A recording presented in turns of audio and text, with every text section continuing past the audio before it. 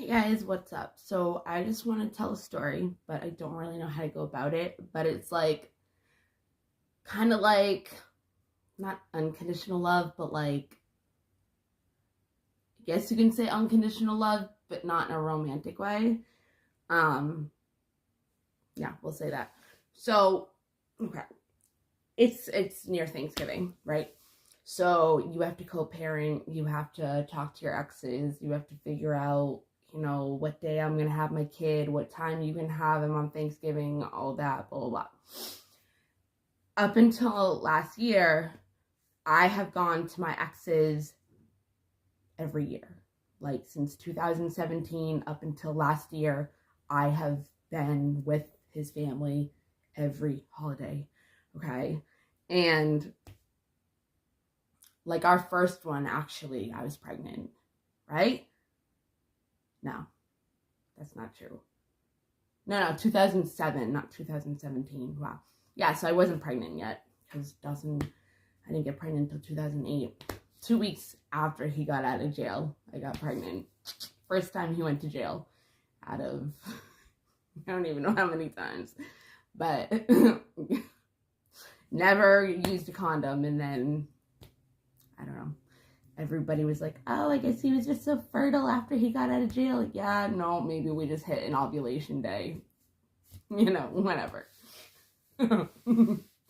Anyways, so me and him have never been able to see eye to eye. When we were dating, we would fight, but like when it came down to it, he always got his way because I just wanted Dawson to be happy and I didn't want him to have us fighting. And it was always, let's get in the car and go to Worcester and go pick up some fucking shit and, everything like that. And like, it would be like in my ear 24/7, like until I would say yes. So that was a lot of what it was. So what I mean by he always got his way, I mean it by that way. Because I didn't feel like dealing with it, but I had to anyways. So when we broke up, it was horrible. There was a lot of resentment. There was a lot of bitterness. There was a lot of anger. There was a lot of just hate. There was so much like negativity in between us. And last year in 2020, like we broke up in 2019, he was in jail and I broke up with him in August. And 2020 comes along and I let him come over to my house so he could understand his son better. So you need to know this story. So the whole entire relationship that Dawson and his father have is not really one. And I always felt like it was my responsibility. No, I actually didn't. It just seemed like he wasn't doing anything to have a relationship with his son. So I stepped in and tried to have them have a relationship. And even though it wasn't my job, I still did it. So it never really worked out. And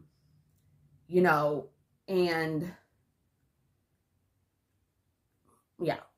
So up until last year I went with his family, because Dawson wouldn't go by himself and I was still like involved in a way where like I knew what was going on with John. I knew what he was doing. It's not like I was trying to, but because they were having issues with his addiction, and I was the only one that knew how to deal with it, and like knew how to get into rehabs or sectioning or get him a bed, or I was always the one doing it, or do his mass health stuff, like when he was in jail, out of jail, like everything that he needed that a parent would normally do, like I did, or vice versa, of whatever. Like I always did it. So when they took over and they didn't know what to do, they would always ask me, and so I would always know what was wrong because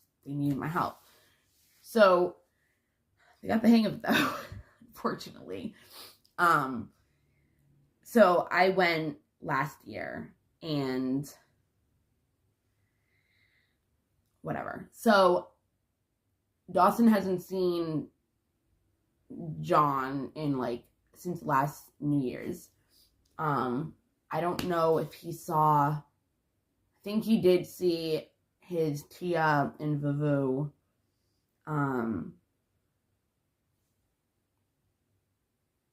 before that. Or yeah. So I've had issues with like his dad mainly over the course of, whatever. Old school Portuguese man, stubborn. He softened up over the years. I'm literally going to take credit for that because I was the only light in that family. They had a lot of, shit happen in their family. So sometimes it's hard to come back from, especially if you don't want to, or you don't know how to, or you don't want to heal. Because if you don't heal, if you don't do inner work, then I'm not going to say you can't be a happy person, but like, it's harder to find happiness in the dark if you don't want to find the light and get out of the dark, because you can't have the light without the dark. You can't have the dark without the light. It's, whatever. So the more I was involved, which me and his sister were always the one planning everything, so it was a big involvement. So it's like this year when we were all fighting or just not getting along, and his dad would disrespect me, and I was like, yo, like, I'm not the person you used to know me as. Like, you can't disrespect me. Like, it's not like that. If you want respect, then you have to give it back. You know what I mean? And I had a restraining order in April of last year on John because he threatened something, and I went to the cops over the weekend and I got a temporary restraining order, went to the courthouse on Monday, and yeah, here we are. So they had a vendetta against me because of it, even though it had nothing to do with anybody else. It was and John was just probably talking out of the side of his neck, but it's he's very unpredictable, and I didn't want to take the chance. So yeah, my point. So it's Thanksgiving. His dad was messaging my mom to try to plan stuff and kind of going through Dawson because he doesn't want to go through me. And my mom is stressed out. She's having health problems, all that. And Dawson's a fucking 13-year-old inconsistent texter with anybody else besides his friends and me. Let's just say that. So,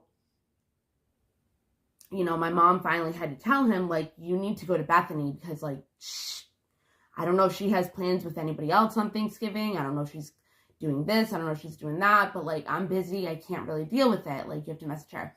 And it took a couple days, but he messaged me yesterday. And one of the things was, I'm not going to say all the whatever, but one of the things were Dawson had messaged John saying, if I go over there, I don't want you to nicely, he pretty much bluntly, he was yo, if you have a girlfriend, I don't want her there. If you have a friend that needs to go somewhere, I don't want him there. I want to spend one-on-one time with the family. I haven't seen you in a year. I want the focus to be on me because it never was. It never has been. And if I'm not going to be there, he's not going to want a girl there, immediately right after every year that I've been there.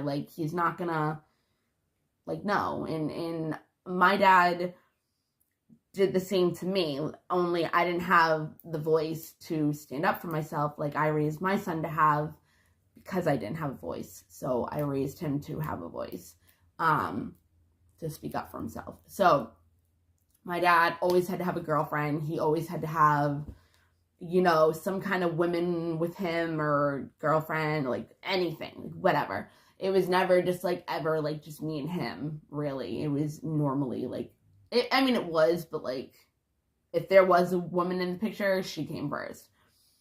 And I grew the belief of I'm always second with everybody. Like, I'm never somebody's main priority.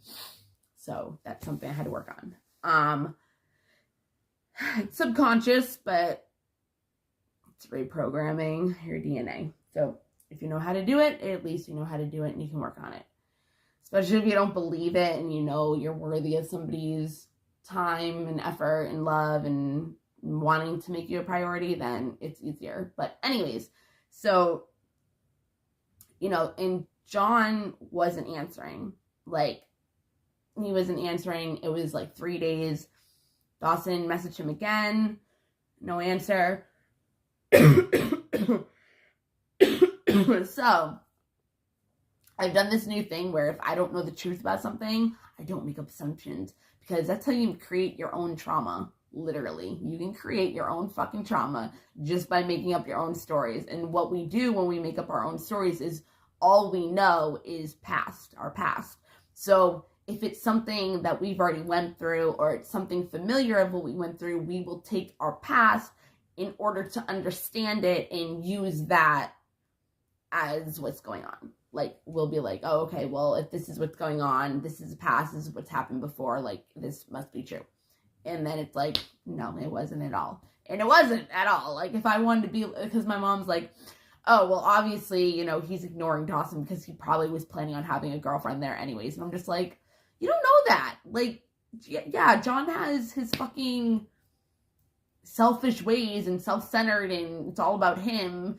But you don't know that. And we also don't know if he's still using. We don't know if he's better. We don't know anything. So we're not going to make assumptions and be pissed off at John when it might not even be true. You know, like, why do that?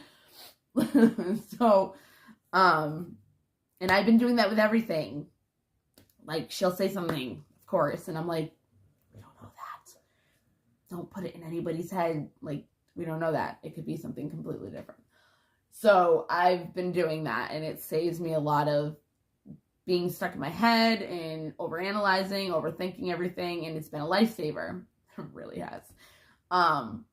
Because you can have something in the future, like, completely happen to you that's never happened before, and it can be a result out of something that you would take as a bad thing from your past, and it's like, so you're like all upset about it, and you're sad and depressed and like mad and this and that. It's like, this in the situation could actually be like supposed to be a good thing, and you're looking at it already as a bad thing, and it's like, so it's not going to manifest because you're blocking it from being manifestation. Anyways, you're blocking the blessing pretty much because you're assuming it's something negative. And I'm doing that too. So I'm not saying like I know, you know, whatever, because there's something in my life that is very hard not to look at negatively because it's always been negative. But if you have the faith and you can have the heart of God, it brings joy. And no matter how many sermons I've watched, no matter how crazy, big, small, whatever my beliefs are of God, I still flip-flop back and forth. And plus, I've just been having a lot of problems anyways with my depression. And that's a whole nother other story. And I realized that I was using that negative situation as an escapism, as of what was really going on in my life that I was ignoring, that I was using that relationship to, what's the word? Take up all my mind. So, like, I wouldn't pay attention to everything else. And once I admitted that to myself, I was like, damn, fuck. And I traumatized myself with that too, making up stories, and I don't even know the truth about anything with that. So it's like, I even took away all that trauma. It's like, all right, you didn't know anything, fuck it, like, just leave it alone. If it's meant to be, it's meant to be. If it's supposed to resolve itself, it's supposed to. Like, there's nothing I can do about it. Believe me, there's nothing I can do about it, except for, be happy in the midst of things and not rely on that to make me happy, because that's what a lot of people do. And it's like, you're supposed to be happy before your miracle or your blessings come. You can't be like, oh, well, I'll be happy when I get it. No, you're supposed to be happy for what you already have. And it's not like I wasn't doing that, but again, I was using it as escapism. So that wasn't the only thing I was doing. It was just focusing on that, but it wasn't as easy to be happy with that in the background. But it was actually just something to consume, that was the word. I was like in my head going into C-O word, C-O, comfort, no, no. So consuming my head with not paying attention to the void of the darkness that I had, that I was ignoring and pushing down and suppressing and being like, nope, not going to cry. Nope, we're not going to deal with that. Just leave it alone. So anyways, Thanksgiving. So his dad finally messaged me, and, we had a talk, and, I pretty much said, yeah, cause I was going to have him take him at 2, but I know that they eat early, and that they were going to have to pick him up at like way earlier than that. So, and Dawson's excited to go. He wants to go, but this is his first time ever not going with me. And so the World Cup is on right now. And Portugal, which has Ronaldo on, which is their shit, like that's their player, like that's their shit. Like, what other better people to watch it with than his family? And they're all Portuguese. They're all, like, his dad's a soccer player. His dad was supposed to be in the professional leagues, but he moved to America from Lisbon, and everything got fucked up, and he was too old to do all the Premier League, like all the practicing and all that again. So his dream was gone. His dad was the best player of his league, and his dad was, his coach, and then he did stuff at the Armory and Fall River, like whatever. So it's like they're all soccer related, but Ronaldo is number one. And it's really cool because, I want Dawson to have a good relationship with his family. I'm not one of those moms that are like a bitch and I'm spiteful of the father and everything he's ever done, and I try to use no, I fucking hate, I don't respect and I don't appreciate women that do that, because it fucks up kids in the world and it makes them feel like their dad abandoned them when they're actually good dads. And then you have the shitty dads who have access to their kids and just,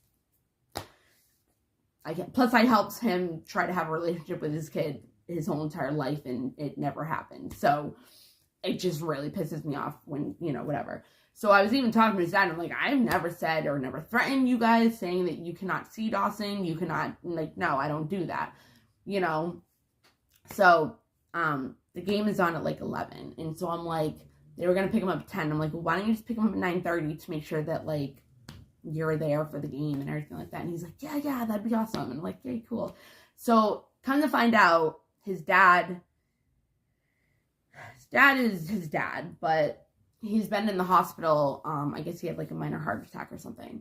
So he was been in the hospital like the whole entire time Dawson was trying to get a hold of him.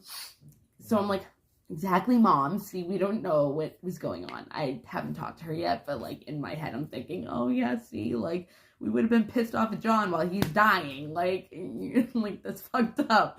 So, and I don't hate my ex. I hate the things that has happened in our relationship. I hate the things that have happened to our son. I hate the things that he's done that have affected me. I hate the self-worth and self-esteem and confidence and all that I didn't have when I was with him. And I hate that I let him walk all over me. And I hate, you know what I mean? But I still want the best for him. I still want him to be happy. I want that for everybody in the world. I don't give a fuck who you are. I don't care what you've been through and what that has been a result of you doing. Even if you have murdered somebody, if you have raped somebody, everybody does something for a reason. And I'm sorry if you don't agree with me and you can't understand that, but God loves everybody. End of the day, God loves everybody. You have God in you. You have the Holy Spirit in you, no matter if you're an atheist or a Christian or anything. So they're your brother or sister. They're you. You might have not have raped somebody, but they still have the same judgment, jealousy, hate, anger, resentment, bitterness. Like, we all have that in some way, shape, or form. And if you don't, then you don't. Like, people don't have to be angry. People don't have to have built up resentment and bitterness. You know what I mean? But you don't have to judge people. Like, I don't judge people. If you are who you are for a reason. You're molded into the person that you are for a reason. I don't know your background, so I'm not going to judge you. Just like I would hope somebody wouldn't judge me just because I'm weird, or they don't agree with my beliefs, or they don't understand me, or I don't give a fuck. Like, that's on you. But I wouldn't do that to you just because I don't understand why you believe in this. I would ask. I'd want to know. I'd want to learn something new and be like, do I believe in that? Would I change my belief for that? Does that benefit, the world better? Does it benefit my beliefs better? I don't like fighting. I'd rather have a debate about it so I can learn something new. That's why I hate when people want to be right all the time. It's like, dude, like, it doesn't work like that. But if you want to talk about it and show me your point of view, then that would be awesome. But some people just can't do that. Anyways, so point is that I need to wake up my kid in 4 minutes, and it sucks because I don't want to get out of this rhythm, but it's okay. Point is that I was telling his VVU how Dawson was trying to get a hold of him to ask him not to have, whatever. His dad was like kind of arguing with me, saying, Jonathan does what he wants to do, and there's nothing you can really do about it, and you can't really put rules on him not being able to have a girlfriend there or anybody or whatever. I don't even know if he has a girlfriend. I don't really care. And if he does, I hope she makes him happy and he doesn't manipulate her or ruin her life or anything like that. But it would be her fault anyways, just like it was mine.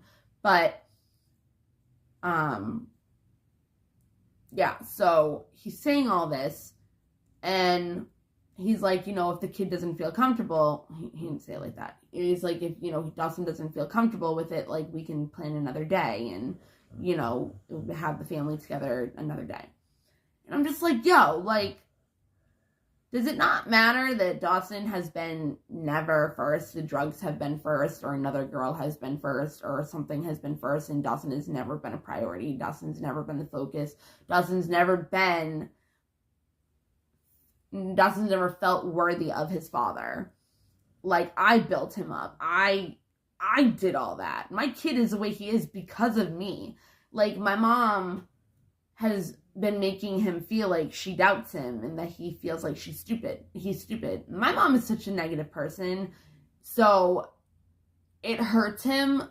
And so when I started asking him questions that she was telling me, he's like, where is this coming from? You don't act like this. And I'm like, you're right, I don't. Like, why am I acting like this? It's because she told me stuff that's not even true.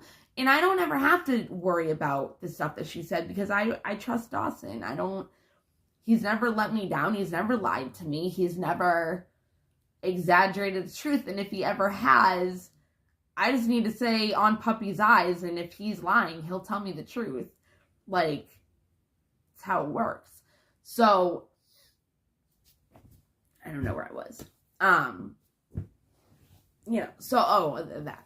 So, I have helped Dawson heal all his trauma from his dad, from anything. It doesn't have to be just his dad, but I don't really know what else is. I mean, I'm not saying I haven't done anything wrong. I'm not perfect. I did have a drinking problem. I quit for a long time. I had him.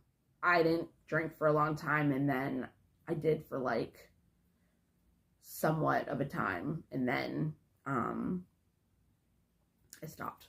But it wasn't as an addiction as it like was before. Like, I was only allowed to have 2 drinks a night, so didn't really matter. I was lucky if I was allowed to have 3, and I was in my 20s. Like, I lived in a prison. So anyways, like a prison. I legit lived in a prison. It was the craziest thing ever. Like, craziest thing ever. Anyways, the heck. No. Okay. So anyways. Okay, hold on. Actually, no. I have like 10, 15 minutes, so I'm going to try to bang this out. So, pretty much, he's like, he's been in the hospital, da-da-da. Maybe he didn't get the text messages, or maybe he has a different phone number. And I'm like, how would he have a different phone number, like, if he has been messaging him from the phone number? And I don't know his phone number. I know the last one that I talked to him on, which was a year ago, like, more than a year ago. Or a year ago. So, I have no idea. So, I was like, well, have John, like, text him. Like, if we can't figure out John getting text messages from Dawson, like, just have him message him. So, John messages him. And Dawson says what he wants to say. And I was so proud of John. Like, I was so proud of him. Like, I was so happy. Like, even if he doesn't have a girlfriend, even if it was, like, the case the entire time and he never, like, even was gonna do that, it was just, like, Dawson's like, I have a question for you. And he asked him, like, can you not have, I guess that's how he said it, I don't know. And John just goes, of course, that's not even a question. Like, I wouldn't do that. Like, why? You don't even have to worry about that. But when I found out that he had done that and John wasn't messaging him, I didn't manipulate the situation, but I did in a way, because I said to Dawson, you can keep trying, or you can have me say something, or we can leave it alone and just see what Daddy would do, and you can just accept what he would have done. And I didn't do that. I talked to his dad, to Vivu, John's dad, when I talked to him about it, and that got all figured out. But the thing is that even though I was in the background doing whatever I was doing, John still passed the test on his own. Like, he still did it. I just manipulated it so he kind of would pass the test. But not in a way where I was putting him in a predicament where he wasn't going to. Because either way, Dawson had asked on his own and I had no idea. So, yeah. But it just made me so happy because, like, a lot of things that John does, I will say to myself, I thank him for that, because my dad would have done something totally different, and I know how it feels, and I don't want Dawson to have to go through something like that. So I am grateful for a lot of things that John has done, but not so much more than any of that. But still, it's still something to be grateful for, because I didn't have that, and I didn't want Dawson to have to go through something like that. So anyways, it was so cute, because then afterwards, like, John wanted a picture of him. And so then they ended up, like, sending Snapchats back and forth. And you'd hear Dawson, like, laughing or something, and I'd be like, what? Or he would just be like, look at this. And it would be John, like, in a filter of Snapchat. And then, he would say to me, like, a lingo that he says, he'd be like, bro just figured out what filters are, or something like that. And I'd be like, say that to him, because that's how Dawson talks. Like, I want Dawson to be himself with them, especially with me not there. So I'm like, say that to him, so he sees, like, you know what I mean? And they had such a good conversation, and he went in his room like half hour before bed, and I don't know if they continued talking, but it was going really well, and I didn't do that. Like, that was John. Like, John is the one that communicated with his kid in the way where Dawson was responding the way he was. And so, afterwards, it was really weird. Afterwards, because when you have somebody in your life that treats you a certain type of way, you question if they've ever loved you, if they've ever had good intentions towards you, if they've ever, whatever. And when it gets to a certain point, it can really, really, really, really make you question it, because it can be so bad that you can be like, how did this person ever love me? Like, if they can treat me this badly, how did they ever love me? Like, did they ever, like, how did it get like this? If this person loved me, how the fuck is it like this now? Like, it's so crazy. Like, how, like, what? So, he's talking to Dawson, and he's like, nobody will be here, blah, blah, blah. He's like, your mother would be, he goes, just don't invite mommy, or don't have mommy come, or something like that. He's like, if she didn't have an unnecessary restraining order, she would be invited. And Dawson told me that on his own. He was like, hey, daddy just said blah, blah, blah, blah. And I was like, thinking to myself, like, that's really weird. Like,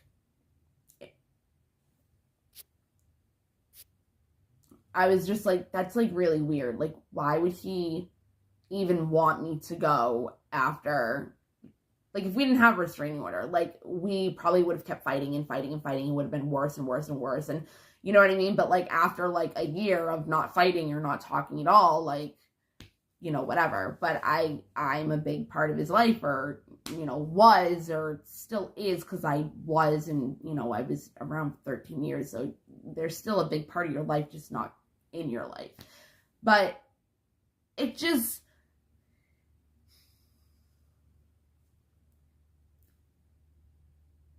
it made me realize, like, if he hated me so much, why would he want me around for Thanksgiving? Like, because he wouldn't even say, like, oh, I don't want her there. I don't want, like, he was literally like, she could have came if there was not an unnecessary restraining order. And I was so surprised that he said that.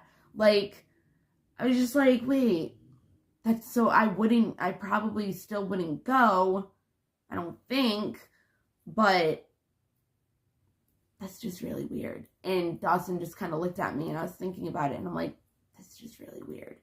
But it made me feel a certain type of way where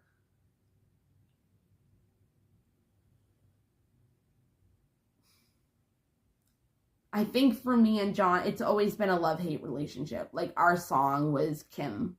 Our song was Hollywood Undead from with Black Dahlia. Like, our songs were fucked up. Like, we didn't really have love songs. It was like, oh, I'm gonna kill you, like, if you cheat on me. Like, crazy fucking shit like that. But we've always had, like, an Eminem-Kim relationship. It's just, that's how it's always been. So it's like, I think there was love there, and there always will be. And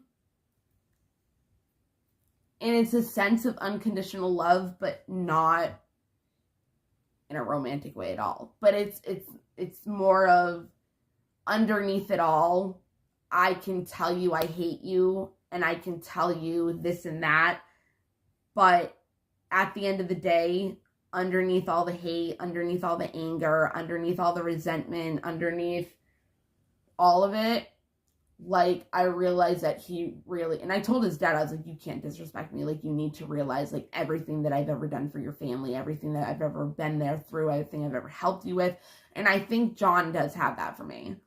Like, he realizes that he won't admit it.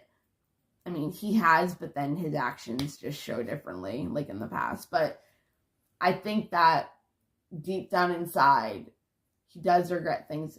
I know he does. That's his vicious cycle of using, is he'll feel regret or guilty, and then he'll use, and then feel shameful about that, and then use, and just to, whatever.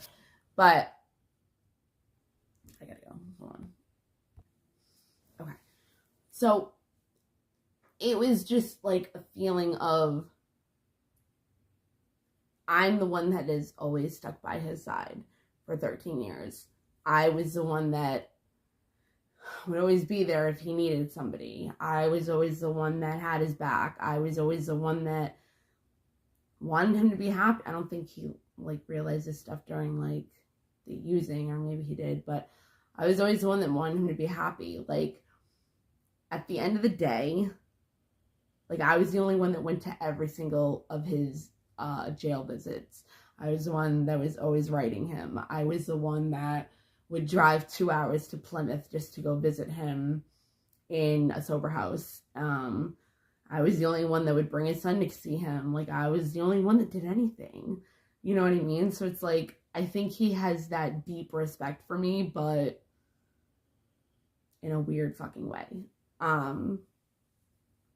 But also, like, even though as manipulating as he is, like, he has told me, and I know this from being the one that knows him the best, that knows how to handle him, that knows him better than he knows himself, because I see the real. I see beyond what is in my face with people. Situations, kind of differently, but with people, I can. But I've always been like his best friend. So, really fucked up way of seeing it like that, but I know that's how he's always seen it. And he said it last year, like when I was at the holidays with them, like, he's like, you know, you're my best friend, like, and I, like, didn't do something for him, and he's like, I don't know how to react like that because you've always done everything for me and everything that I've ever asked, and I, like, you're my best friend, like, how did you just, and I'm like, dude, like, I can't, it just, but it was, like, a cool thing to, like, it was just really cool because, like I said, like, unless you know, you don't know. Unless you know facts, you don't know. So the whole time I'm thinking, if you can treat me like this, how the fuck do you say that you love me? It's like, but he does. People just can't show you that they love you to the extent of how much they love themselves. So, again, cliche, you can't love somebody unless you love yourself. It's true. You can't love somebody more than how you know how to, which is how you know how to love yourself, because it's a reflection of you. It's a mirror of you. Every person that you meet is a mirror of you for a lesson, and then they either stay in your life or they don't, and which becomes a blessing. But it was just really cool. It was cool. I don't have feelings for him. I'm not saying this and being like, oh my God, I want to get back together. Like, no, like, it just proved my theory. Like, it proved a lot of things, like, but it proved my theory. I was just like, why would he even want me there? Like, why would he even say that? Like, I'm like, that's pretty cool, but, like, weird, and I don't get it. Like, it was confusing. I was like, what the fuck? But it was cool. It was. But it shows a fucked up, platonic, respectful, like, I'll always have this for her, unconditional love. And other people might not see it that way, but I understand. And I know his heart. I do. He does have a heart.